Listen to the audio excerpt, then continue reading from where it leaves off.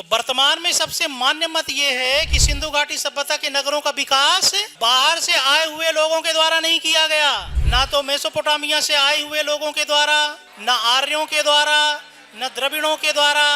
बल्कि सिंधु घाटी सभ्यता जहां थी उस क्षेत्र में पहले से कुछ ग्रामीण संस्कृतियां हुआ करती थीं, जैसे बलूचिस्तान में मेहरगढ़, कुल्ली, नाल, झोब, क्वेटा, सिंध में आमरी, कोटदीछी, हरियाणा में राखीगढ़ी, बनावली, राजस्थान में सोथी, और इन्हीं ग्रामीण संस्कृतियों में, इन्हीं गांव में पहली बार खेती प्रारंभ हुई थी। पूरे भारतीय उपमहाद्वीप में खेती के सबसे प्राचीनतम साक्ष्य बलूचिस्तान स्थित मेहरगढ़ से प्राप्त होते हैं, और मेहरगढ़ के लोगों ने 7000 ईसा पूर्व में गेहूं और जौ की खेती प्रारंभ कर दी थी। तो इसी क्षेत्र में सबसे पहली बार कृषि प्रारंभ हुई थी। सिंधु घाटी सभ्यता से पहले धीरे धीरे यहाँ के लोगों ने बेहतर तरीके से खेती करनी शुरू कर दी होगी, और खेती के लिए तांबे के उपकरणों की जगह ज्यादा मजबूत कांसे के उपकरणों का उपयोग करना शुरू कर दिया होगा।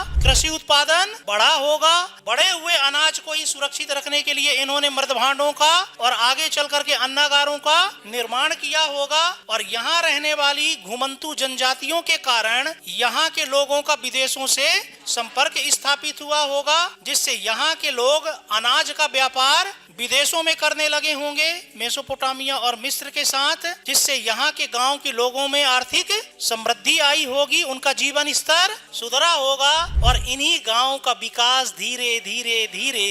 नगरों के रूप में हुआ होगा। तो वास्तव में सिंधु घाटी सभ्यता के नगरों के निर्माता विदेशी या बाहर से आए हुए लोग नहीं थे, बल्कि पहले से यहाँ कुछ ग्रामीण संस्कृतियां थीं, और उन्हीं ग्रामीण संस्कृतियों के क्रमिक विकास के परिणाम स्वरूप सिंधु घाटी सभ्यता के नगरों का विकास हुआ रहा होगा।